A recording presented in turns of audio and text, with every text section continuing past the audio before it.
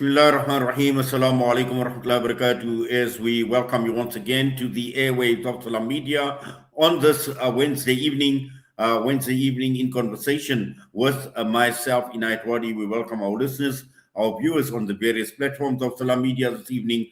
And we are kicking off this evening looking at the first hour and focusing on the local political dynamics that are playing out in South Africa. We are referring to Phala Phala and the President Cyril Ramaphosa in particular.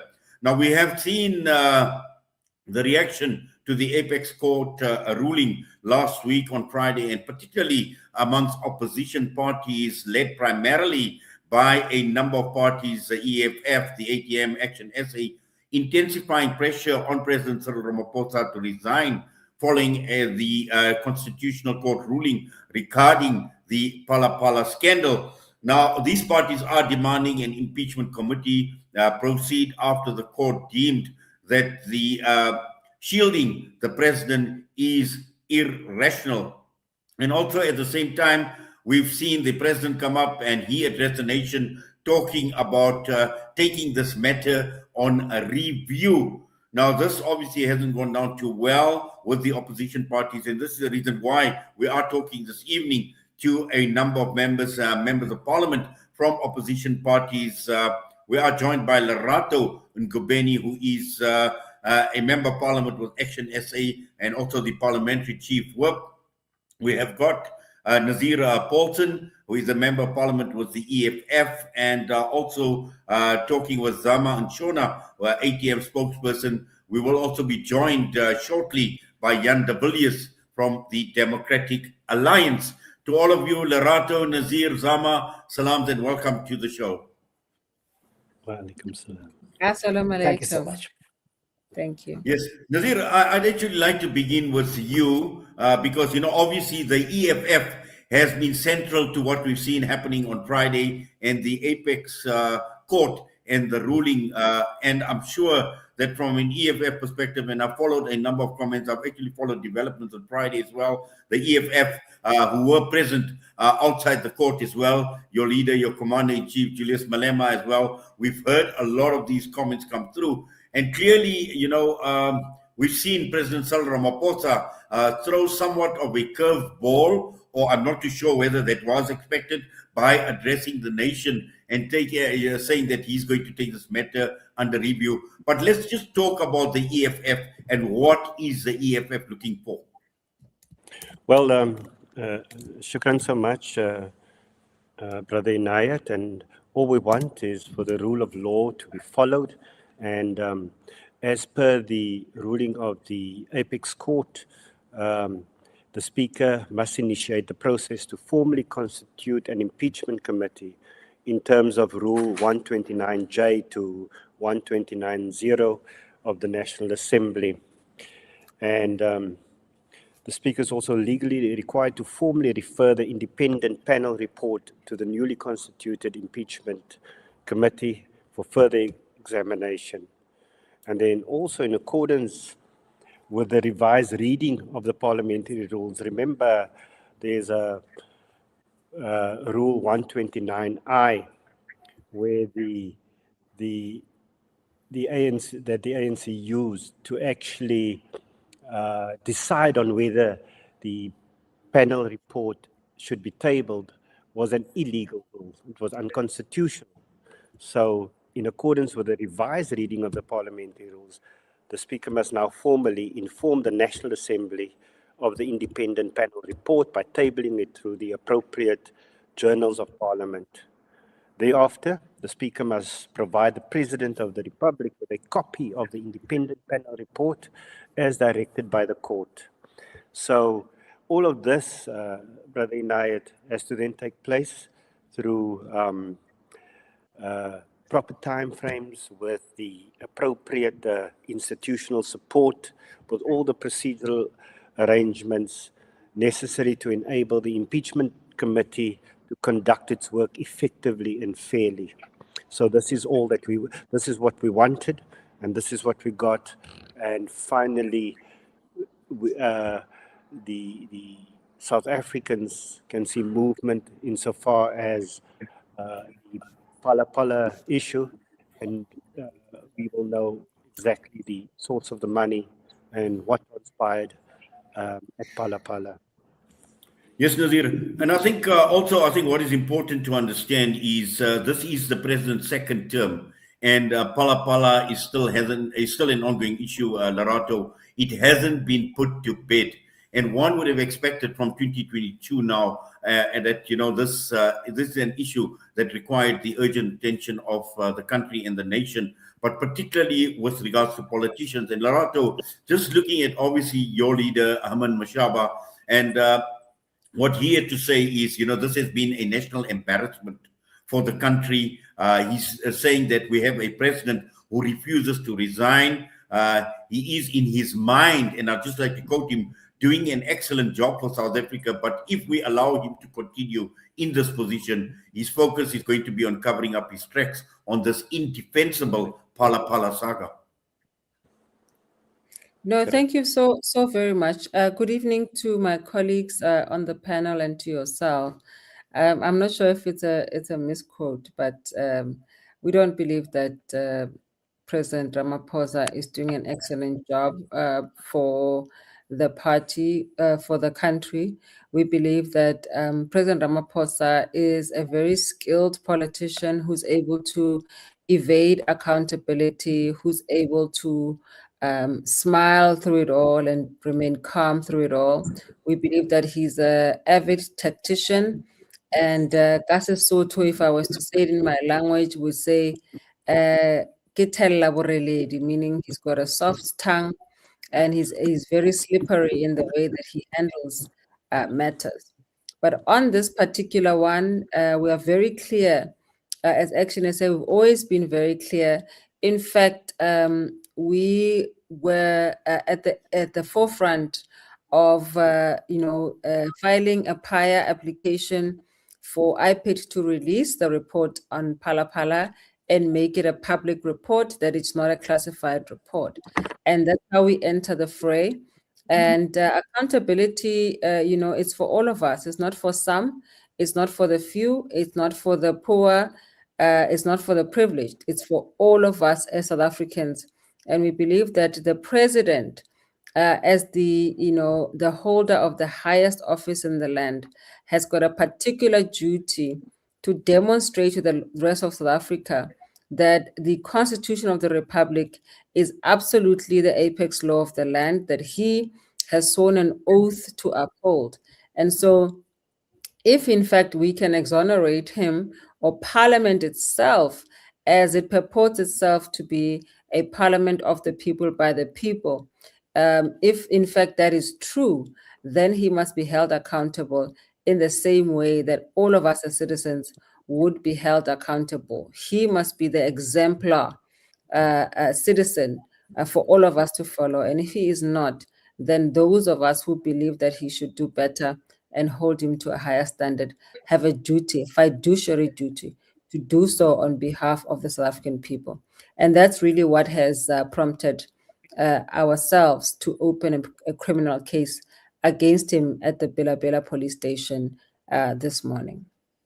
Zama, I've seen the comments come through from the ATM as well, and the sentiments that have been expressed by ATM. You feel very, very strongly about this, to the extent that you've criticized the president, but also at the same time pushing for parliamentary accountability, supporting the impeachment process as well. And the point that Larato makes as well, as a president, serving as an example to the country. And this is what we're not seeing, but also in terms of trying to divert by saying that, he would take this under judicial review as well. And just your thoughts from an ATM's perspective, how strongly do you feel about the position that your party is taking? Thank you so much. Well, for the African Transformation Movement, we were not shocked when he was ducking and diving. It is his modus operandi. As people who have been part of this journey, when we instituted the investigation of the public protector, instituted the Section 89 impeachment process, instituted the IP'd investigation on the police. These are some of the things that we found out. One, the president, being a drafter of the Constitution, I'm speaking to how he is evasive. Being a drafter of the Constitution, knew very well that Section 96, subsection 2A, he was going to violate if he continues to get additional income or other paid work. But the president did not come clean, did not do any precautionary measures to see to it that he establishes a blind trust, as he said in a letter in 2014, when he was saying, in anticipation of the violations of the emir, that's what I would do. But he evaded when the time had come to actually do that. And also, number two, he knows very well that a 580,000 US dollars that is undeclared is something that is wrong in this country. Go to Mohammed Amin, a Mohammed Amin case where he was found with 544,000 US dollars. He was prosecuted. He forfeited the money, and also he was sentenced accordingly. Not only him, a student in 2018 en route to Hong Kong, 630,000 US dollars, same treatment. A Miss Potgieter in 2026 with under similar circumstances, all found the same treatment except for the president. And guess what? The president did not declare. When it came to issues of the burglary, the president knows very well Section 34 of PRECA, any money theft, any violations that include theft of money over 100,000 rand, they must be taken to a DPCI office. No, he didn't. He knows that the owners of the reporting PRECA 34 subsection 4E is in the member of the closed corporation. Did he take ownership of that? No. If you go to 31 questions that were given to the president by Busisiwe Mkhwebane, no, it did not answer. What did he do? Fired Busisiwe Mkhwebane. And to Galeka, he was requesting endless extensions.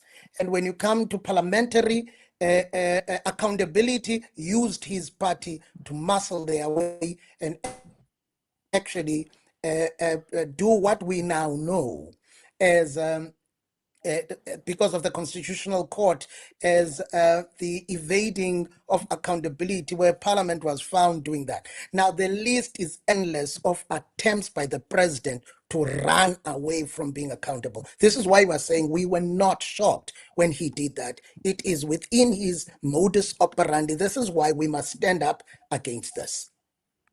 Thank you for that, Zama. Nazir, I think, obviously it is clear, and from what I'm hearing, all of you saying, Larato, yourself, and Zama as well, that the president cannot accept or escape accountability as far as this matter is concerned. And your parties are actually adamant that this needs to be done. And also looking at it from an EFF perspective, strategically as well, Nazir, is the EFF has been calling for this for a long time. Now with the ruling, the EFF has been vindicated, because this emphasizes that Parliament's previous actions with regards to the saga lacked proper oversight. And this is exactly what this ruling has actually proven as well. But the key issue here is, the question of Cyril Ramaphosa's ethical presidency has come under severe question by ducking, by diving, by dodging. And I'm sure the EFF, and also looking at the leadership within the EFF, is not going to let this thing go quite easily. Can I just come through? Sorry, I'm so sorry, my colleague Nazir. I'm sorry. I'll patch you in the back when I come to Parliament soon. May I just say, Mr. Wadi, I really have to step off right now. But I think that the colleagues that are on this panel are absolutely ourselves and themselves. We're on the same page with regards to holding the president to account. I am going to take something that came prior, and I will rejoin this conversation because I think it's an important conversation. But I don't think that we are at varium with regards to what needs to happen going forward.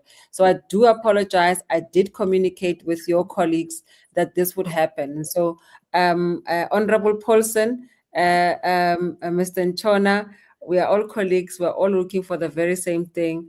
And please forgive me, sir, for having to do this. I really, really do apologize. I will sign back as soon as I can, just in a few moments. We understand and looking forward to you rejoining us, Lerato. All the best. Thank you. Thank you. Okay. Brother Inayat, and so you are correct. The president can try whatever he likes, but the court explicitly referred the report of the independent panel to the impeachment committee as part of its final order. And that means that the Speaker of the National Assembly has also said that and reaffirms its respect, that Parliament reaffirms its respect for the judgment and will act in full compliance with the order and directions of the court. So, and also the judgment emphasizes that the Constitution demands constitutional obligations to be fulfilled diligently and without delay. So the court specifically noted that suspending its order to allow further debate or amendments would unduly delay a process of accountability. So the president can do whatever he wants to. The impeachment process will go ahead. And I think at the NEC of the ANC tonight, if those comrades are sober, they would do the right thing and recall the president from his position. Thank you for that, Nazir. I see Jan has joined us as well. Jan de Villiers, Democratic Alliance, welcome and good evening to you, sir. If you could unmute your mic, please, Yes. Jan. Yes. There we go. Good evening to yourself and also to the colleagues from Parliament. Nice to be with you tonight. Yes, Jan, obviously there are interesting dynamics that are playing out in the South African political landscape as a result of Phala Phala, and a lot is being put to the test. And this is particularly when we're talking about the government of national unity as well, where, previously where the call to impeach President Cyril Ramaphosa, where the ANC had a majority.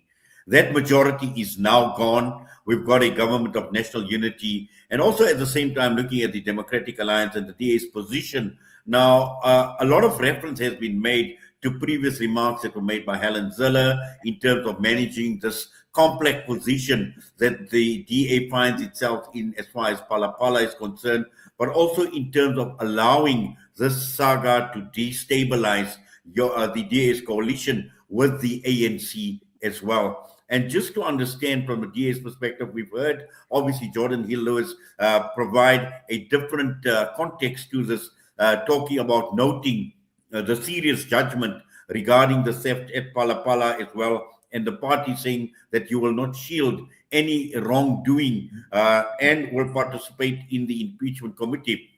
But these are some of the positions that are being taken. Let's just get clarity on some of these things that are being reported and what the DA's position is. Yes, thank you very much for the opportunity. So, President Cyril Ramaphosa's decision to take the Section 89 Phala report on review, the DA just says that cannot and it should not be used to delay the work of Parliament.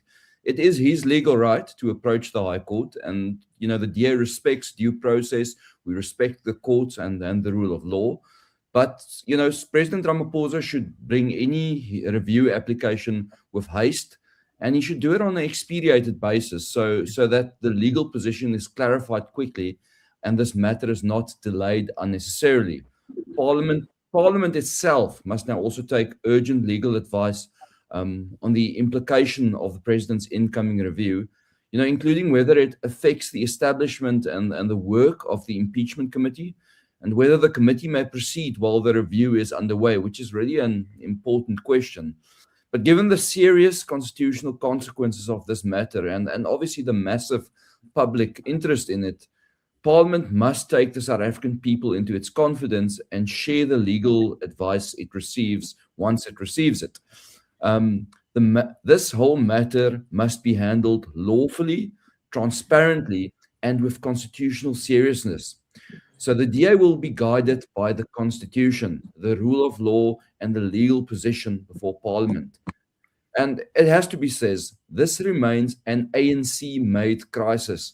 It's rooted in serious unanswered questions about the president's conduct, and the ANC has a long record of shielding its own leaders from accountability.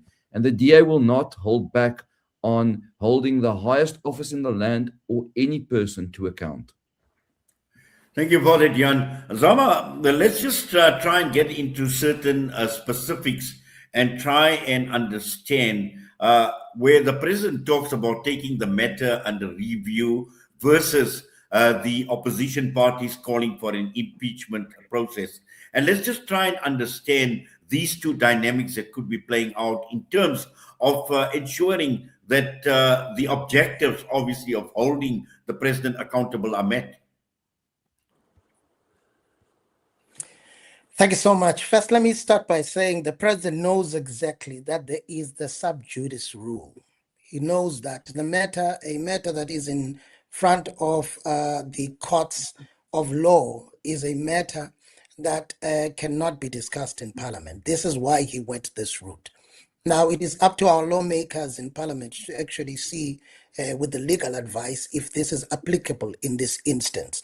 But the president, consistent with him evading answering questions, this is the route he is taking. And hopefully, in fact, he is hoping that if he takes it to the High Court and the High Court agrees with the Section 89 in independent impeachment committee, he will take it to the Supreme Court of Appeals and he will take it to the Constitutional Court, because he just wants to run down the clock till we get to a point where maybe he's out of office. So for us as the African Transformation Movement, we are looking at that critically. But there are admissions of the president. When he was closing the Limpopo conference, he said, I'm a farmer, I sell animals, and the proceeds, meaning the undisclosed dollars that were enclosed in couches, were proceeds from his game sale.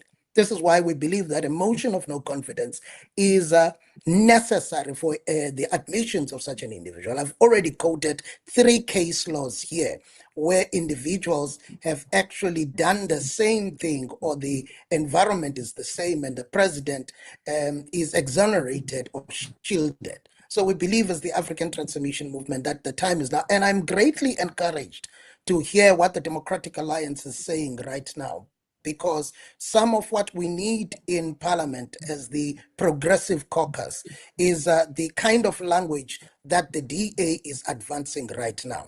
If the DA is going to allow itself to be used so as to remain in the GNU by protecting all asking as South Africans, because we believe that if the Speaker grants us the motion of no confidence, the DA could play a pivotal role to delivering that. That's if the DA believes that the exchange laws were actually violated, the PRACA law was actually violated, the human rights violations that were done without getting a warrant of arrest were done. If the DA believes that, then we believe that this president, who is unworthy of the throne, would be dethroned soon. Yes, Nadir, I think, what we're seeing also is we've seen certain small parties that are part of the GNU that have nailed their colors to the mast. We've seen Gayton McKenzie come out very, very openly in support of President Cyril Ramaphosa, and he backs him 100% on this matter.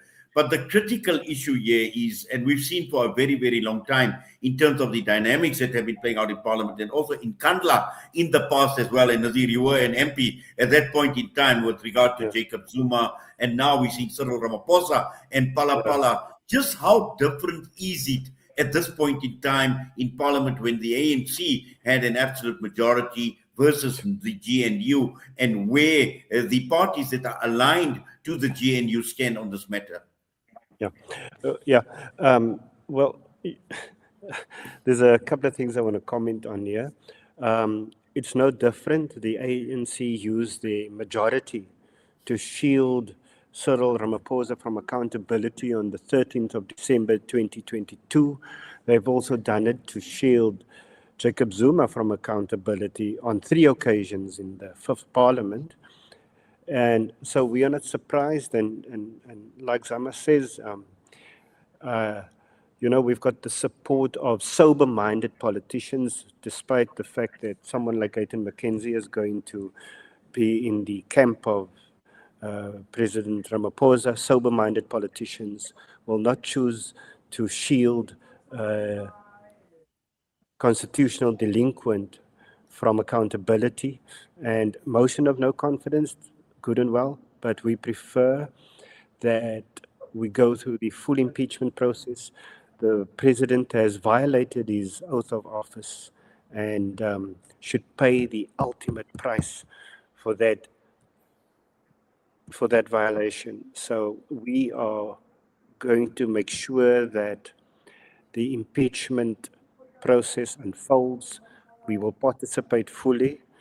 The ANC will have, and we also going to request that the impeachment committee be chaired by a non-ANC member of parliament,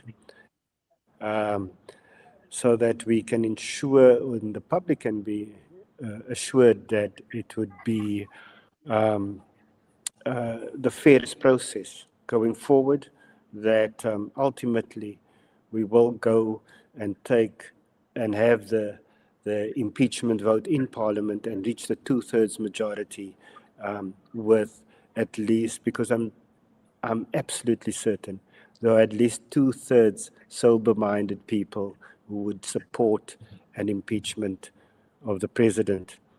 So a person like Aiton McKenzie becomes irrelevant at this stage. We are speaking to sober-minded politicians. Yes, Jan, just looking at it from a DA perspective as well, and we know you've got a change in leadership as well. We've heard the comments come through from Jordan Hill-Lewis as well. And also in terms of the dynamics for the DA being the largest opposition party, that is obviously part and parcel of the GNU as well. And Zama alluded to this in terms of the DA and the DA being used as well. This is important to understand in terms of how far the DA is actually prepared to go as far as this matter is concerned, whether we're talking about a vote of no confidence or whether we're talking about the impeachment process. Yes, so important question. I think you can judge the DA in government not by what we say, but by what we do. And I will just use the very simple example. When the ANC, who is our coalition partner in the GNU, wanted to raise the VAT tax, the DA stood on principle and said, under no circumstances will we allow VAT to go up, because we have clear principles. And those principles we will not trade for any blue lights, for any position in power. We are in the coalition, in the government of national unity, because we believe it is one that we can play a meaningful role in rescuing South Africa. But for the DA to stay true to its own principles and to stay true to our voters and our supporters, we need to be transparent and we need to keep everybody accountable, especially the president. So I very much agree with what Honorable Paulson has said. The DA will respect the due process. We will take part in the impeachment committee fully and diligently and robustly. And we will respect whatever outcome that impeachment committee brings forward. We will not play politics with this. This is an incredibly important moment in time and a test for our constitutional democracy. And the DA will play its role as a diligent, constitutionally responsible party in South Africa.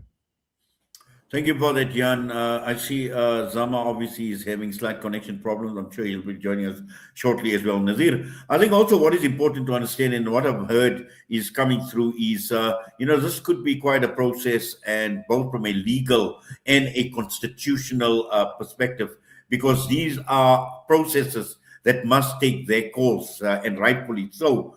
But also, I think where the danger comes in, and I think looking at it from the EFF position, because this is a matter legally that has been going on for a very, very long time. And sometimes we know when things become a bit more technical and legal, these things seems to be dragging over and over again. And before once we know what's happening is President Cyril Ramaphosa may have served his second term of office already, and he's ready to actually go retire and throw in the towel as well. And I've heard your leader, I've heard Julius Malema speak about, not sparing any amount of legal resources to make sure that this matter is given the urgency that it deserves, Nazir. Yeah. Yes, Brother Inayat, first and foremost, the speaker has to give us the timelines for the impeachment process, and that's the one thing. And on the other hand, impeachment will go ahead even if President Cyril Ramaphosa's term has been completed, even if President Cyril Ramaphosa dies. We have to follow, because we must show the public that even a head of state is subjected to rigorous parliamentary oversight, because we are all equal before the law, and even the president will have to be subjected to that same oversight and the same scrutiny as every other member of parliament or every member of public that finds themselves foul of the law. There must be no exception. Yes, Nazir. Also, I see, Zama, when one looks at some of the responses, I'm just waiting for Zama to appear on screen because I see Nazir only on. There we go. Zama, I think, while you were away, obviously we were talking about the whole question about legal processes, but also looking at it from the ANC's perspective, and we've seen some of the responses coming through from the ANC, obviously backing Cyril Ramaphosa as far as the review is concerned, the review process is concerned, and still saying that, or maintaining the position that a lot still needs to come out in terms of Phala Phala, and the truth will be revealed as well. Do you buy that argument, or is this just a stalling tactic or playing for time?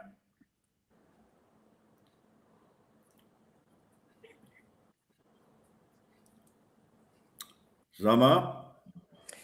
Yes, I'm struggling a little bit to get you, but on the issue of do I buy that this move is about a stalling technique more than it is about an individual who's seeking justice? Well, when we started earlier, I gave you a timeline of how Mr. Ramaphosa has been evading actually coming before Parliament or being an individual who works hand in hand with institutions of government to try to come to the bottom of this.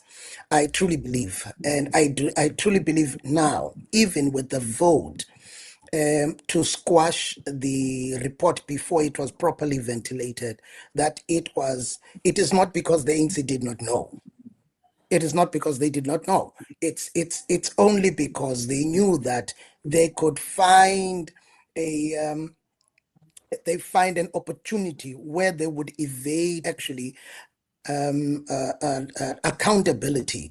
And this has always been their modus operandi, whether you go to the fifth and sixth administrations and going back, this is how they function. They evade. They are hoping that numbers are enough to drive their agenda more than the issue of substance. They're not interested in substance at all. They're interested in just using their sheer majority to try and bulldoze their way through. This is why it is hard to believe that a man like this, in this instant, is interested in justice. If he was interested in justice and he truly believed that the Section 89 report, which found in 4 accounts that there was prima facie evidence for him to actually answer, if he truly believed that it was flawed, why didn't he take that particular route at that particular time? This is why, for us as the African Transformation Movement, we are not seeing a new dawn. The new dawn never came. And the man himself who was championing the new dawn is not going to give us any new mind when it comes to this issue. Truly, it is being evasive and just trying to run down the clock. Well, I think, Jan, from what Zama is saying, and this is not only with regard to the Phala Phala matter, where we're talking about the president being evasive. We've seen him being evasive on a number of matters in the past as well, to the extent where certain political analysts have actually referred to the president as a lame duck president who is not decisive and cannot stand his ground on matters. But just looking at the timing of this, Jan, and this is important, we are in an election year. We've got local government elections that are coming up, and it's going to impact on the parties. It's going to impact on the campaigns. And Phala Phala, despite it being local government elections, Phala Phala will be a point of discussion in the build-up to the elections as well. Can political parties like yourself as well be afford to be embroiled in this debate while at the same time trying to campaign for local government elections? That's a very interesting question, and I think the Phala Phala matter will certainly not help the ANC or the president's campaign in those local coming elections. But I have to say, this is a local government election that's coming up. And, the DA, when we speak about this local government election, we really try to focus voters on what it's about, and that's municipalities, local authorities, and service delivery. And I would hope that voters in a local government election would think less about Phala Phala and more about, will they have water in their taps? Will their local clinic work? Will their potholes be fixed? Will their local services that are supposed to be delivered by their local municipality work? Because I think that is really what a local government election is about. But I think you would be naive to think that Phala Phala won't hurt the ANC at the polls. And obviously, if the ANC does have, is hurt by it, then ourselves, the opposition parties, in a way, benefits from that. But I don't think that political parties can really gain much from running on the Phala Phala matter in this local government election, because this is about service delivery. It would be interesting to see. You can only speculate about how much it will actually influence the ANC's outcome in the local government election. But certainly not an ideal thing to have hanging over your president and over your party in front of any election. But Nazir, I suppose, just looking at it from your perspective as well, and I think we know we're talking about local government elections, but one finds it very, very difficult to separate the issues because I think to a large extent, what happens at local government is what is playing out on a national level. And just your thoughts, and I see, obviously you've been shaking your head. Yes, I agree with you. We cannot separate, we cannot divorce local government issues with anything that happens in the national sphere. I think it's very important because I think voters must also remember that on the 13th of December 2022, 248 ANC MPs voted to shield a very corrupt president from accountability. And we've seen, and even here in the city of Cape Town, people must also remember that this city of Cape Town is dominated by a political party that have managed to use their majority to prevent development in the poorer communities. So I think it's very important that what we learn in the national sphere tells us very much what will happen in the local sphere and what happens in the local sphere. Imagine if the DA could do to the whole of South Africa what they do to poor black and colored working class citizens in the city of Cape Town. It's an impending disaster, both the ANC and the DA. Neither of them are credible parties to be governing this country and to uplift the people of this country. In fact, you must remember it was the EFF that went and opposed the VAT increase in court. The DA, on the other hand, they were very much prepared to vote with the ANC, but they, of course, had their demands. And that is why they voted against the VAT increase. Everything comes at a price. And Jan, you know that, Chief. In fact, if the deal is right, We could even see the DA support or vote against the impeachment of the president, if the deal is right. That's how I know them. The price is right. It's not about principle, it's about politics. The EFF, we're all about principle. Jan, I'll give you the right to reply. Thank you very much. Bring it on. Yes, Honorable Paulson, I appreciate your enthusiasm for the subject. But the reality is, I said earlier tonight that, don't judge us on what we say, judge us on our actions. And I will put it to you that, in the city of Cape Town, under mayor and now leader of the DA, Jordan Hill-Lewis, the city of Cape Town has put up its infrastructure budget for development of infrastructure in lower income areas is bigger than all the other metros combined. There is no other city, no other metro that is doing bigger investment in sewers, in road infrastructure, and other infrastructure related issues. So, despite the rhetoric, you can judge us by how we spend our money and the actions we take. And that really should tell you about where our priorities lie in the city of Cape Town. It is to advance the lives of the people who don't have access to services and to create those services.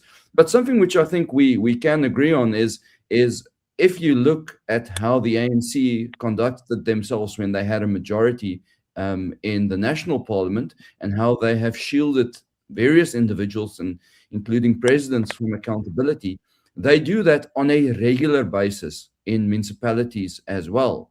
And I would just like to point out in certain municipalities such as Johannesburg, the EFF gladly help vote with the ANC and shield individuals from accountability. So it's very easy to point a finger. No, you mustn't. You mustn't make such flagrant statements, and you're making it on a public platform here that can open you up for prosecution, Jan. We wouldn't stop. You must bring the evidence of such. You mustn't just say things. I want to respond to the DA spending more money on infrastructure. We must know who carries out these infrastructure projects. White companies aligned to the DA that will then contribute to the coffers of the DA. These big infrastructure, billion-rand infrastructure projects are not absolute nonsense. Absolute nonsense. And you are the one that is supposed to actually. You want to prove what you're saying, and you're welcome to try and prove it. But you are talking absolute nonsense. And you can't prove a single word of what you're saying right now. That's very impolite to say something like that. Evidence. I'd love for you to present that evidence. Of course. You know those white companies. It's white companies that gets business from the DA. It's white law firms that gets business from the DA in the city of Cape Town. Sorry, Nadir and Jan, can I just stop you? I see Lerato has joined us again, and I'd just like to give Lerato some more airtime as well, since she left. Welcome back, Lerato. Lerato, we were talking about this entire process can be quite complex, both from a parliamentary process and from a legal process as well. And it's an issue that could possibly drag on, but it's also comes at a very critical time where the center of this crisis for President Cyril Ramaphosa is taking place in an election year. And we know we're talking about local government elections. But again, when we look at President Cyril Ramaphosa as well, we know that there have been accusations and allegations of him shielding corruption while ordinary South Africans have been enduring collapsing municipalities, the unemployment situation, food, fuel prices, so we've seen food shortages as well, economic stagnation, poor service deliveries, all of this where the president obviously has been presiding over this period of time. And this is a scandal, and one can find it very difficult to actually separate the two, that whether we're talking about Phala Phala, whether we're talking about corruption, whether we're talking about service delivery, these things are interlinked. And just looking at it from a political party perspective, and this was a question that I posed to both Jan as well and to Nazir as well, in terms of impacting the elections and the outcome of these elections. No, thank you so much. And again, good evening to the colleagues. It's so amazing because I'm the only woman on this panel, and clearly I had to come and just offer some semblance of sanity. It's very, very clear to all of us that our country is not in a state at which we had hoped and that we would want it to be at this particular juncture.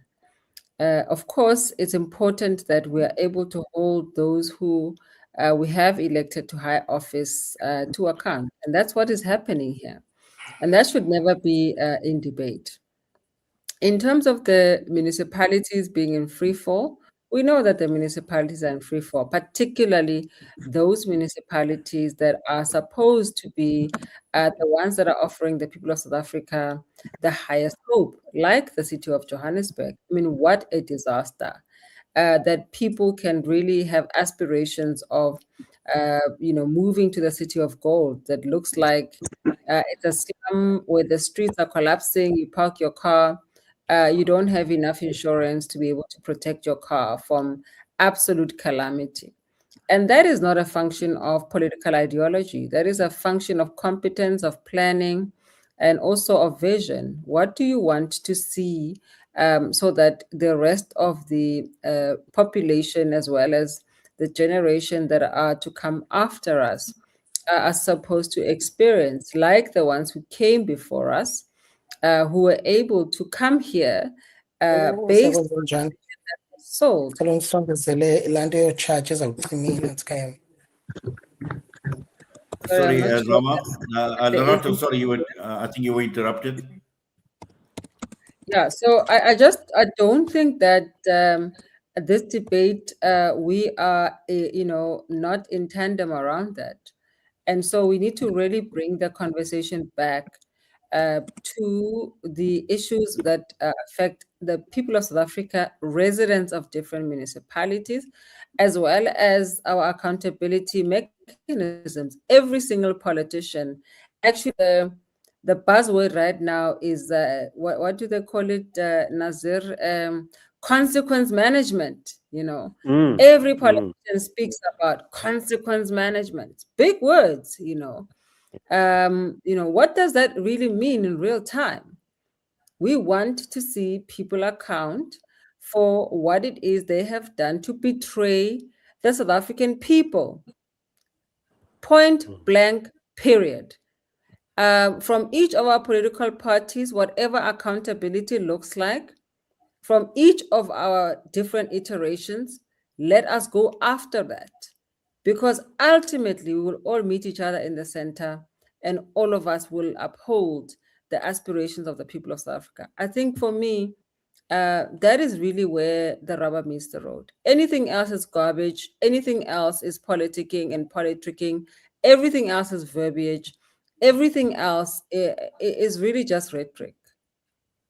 Thank you for that, Lerato. I see we've got about 7 or 8 minutes to go, and I'm going to go around the panel for your final thoughts, starting with you, Zama, as well. And Zama, just to look at the president at this point in time in terms of how far is the ATM prepared to go? Because once again, when we see the president hiding behind legal technicalities, review processes, and the like as well, he will still remain the president regardless of this constitutional crisis that this country is facing.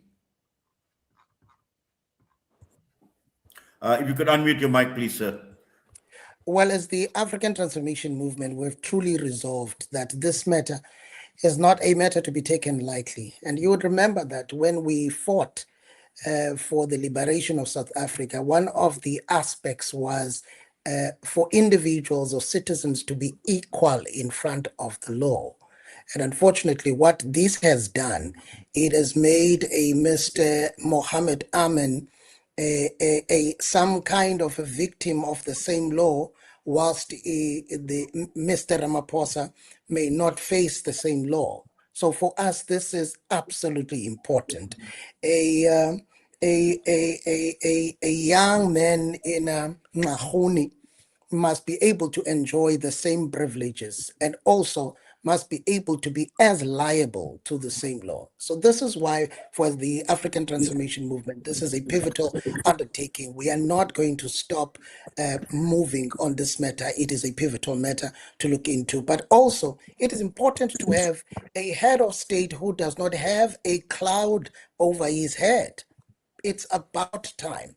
If we can have the number one citizen of this country being the protector of the constitution and the people of this country, instead of that, he issues unlawful instructions. Instead of that, he creates an enabling environment for individuals, Major General Rode, who are very experienced and knowledgeable about what they do, but they actually find themselves doing things that are unthinkable. The public protector, SARS, the Reserve Bank, these are things that must stop. He must not, because he is an individual who has the power to appoint, loosely use that to hold people at ransom so that he can be exonerated. We're committed fully as the African Transformation Movement. Thank you, Zama. Nazir, from the EFF perspective, the EFF made it clear they will never tolerate a system that oppresses our people while protecting political elite. Final thoughts. Yeah, and I think it's very important, and it's a celebration for the rule of law that the Constitutional Court's order has effectively revived the impeachment proceedings against the president by requiring the National Assembly to refer the independent panel report to a formally constituted impeachment committee. And it reinforces that Parliament cannot gatekeep accountability processes and must ensure full public ventilation of the facts to fulfill its constitutional oversight obligations. And I think that's very important. And Zama mentioned something as well, that, that not even a president should be, or rather, that the president being in his position is going to once again use organs of the state to try and dodge accountability. SARS cleared him. The public protector cleared him from any wrongdoing. The Reserve Bank cleared him. So to have President Ramaphosa remain in his position as the president is very dangerous and could undermine these processes. And I think the ANC has to do the right thing at the NEC tonight and decide to recall President Cyril Ramaphosa from his position so that he cannot look at ways to shield himself from accountability. It would be very disappointing if he remains in his position as the president of this country. He could do more damage to the reputation of Parliament, to the reputation of this country. Thank you very much. Well, we'll look out for breaking news in the early hours of the morning in terms of what the NEC decides, Nazir. But Jan, let's just look at it from a DA perspective as well. How far is the DA prepared to go, whether we're talking impeachment, we're talking a vote of no confidence, or even the resignation of President Cyril Ramaphosa? Yeah, so I think this is really it's a grave moment for Parliament and for the presidency and for South Africa's constitutional democracy. And the DA will participate fully and constructively in the impeachment committee. We will be guided by facts, by evidence placed before the committee, and by our constitutional duty. The DA will not prejudge the outcome, and we won't allow any person, or no matter how high their office, to be placed above accountability. And this obviously includes the president. Our democracy rests on the simple principle that any public office is centered around public trust. So those who hold the highest office in the land must be held to the highest standards of honesty, transparency, and accountability. The DA is a party of ethics, a party of clean government, and of constitutionalism. And where we govern, we work every day to show this integrity in our governments, so that we can build public trust. And this is the standard we will bring to this process. No one should expect the DA to shield the president or shield any wrongdoing. We will not be a party that protects misconduct. We will not cover up corruption, and we will not weaken accountability. So the impeachment committee must now do its work properly, rationally, fairly, and constitutionally. And the president must have his opportunity to account fully. Our opposition remains consistent that accountability, constitutionalism, and the rule of law must prevail. Thank you for that, Jan. Lerato, I know being the only lady on the panel, and I know in my house who has the last word, I'll ask you to have the final say. Thank you. Thank you so much. The first time it has happened.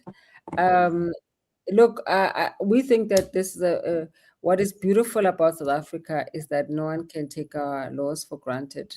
No one can really believe that they are above reproach. We do have precedents in this country where a former president, has been jailed for wrongdoing. And no president in South Africa, or former president or otherwise sitting or otherwise, should ever believe that they are above the South African people.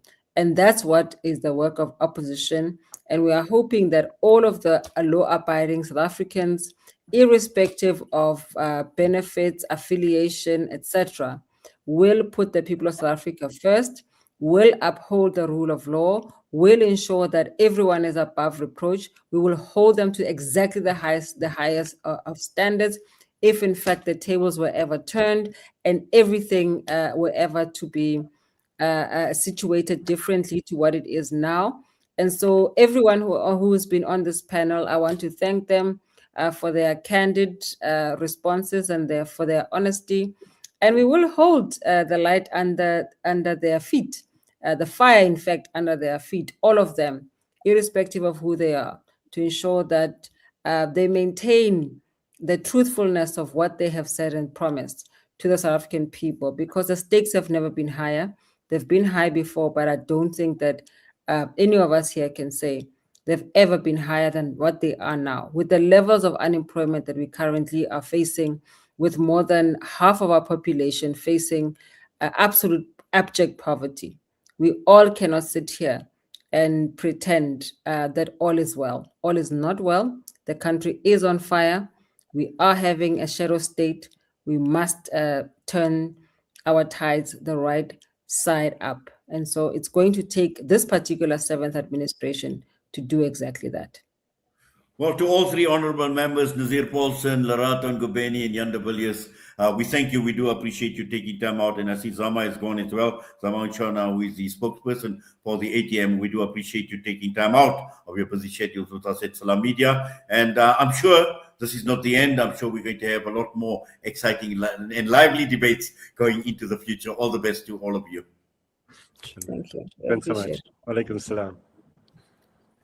Well, that brings us to the end of part one of this evening's edition of News and Views. We still have got another exciting hour coming up very, very shortly. And this is moving across to the subcontinent, where we are going to be in conversation with the author of quite an interesting book. And the book is entitled The Hindu Amir of Muslims. And we're talking to historian Dr. Abbas Panakal, who has written this book. And clearly this book articulates quite a bit with regard to the history of Muslims in India, but also at the same time looking at current developments in India, the question of minorities and how minorities are treated as well, and the in fact, the major contribution that Muslims have made on the Indian subcontinent. So we're looking forward to doing this book review and having a fascinating discussion. So stay with us, don't go away. We'll be back.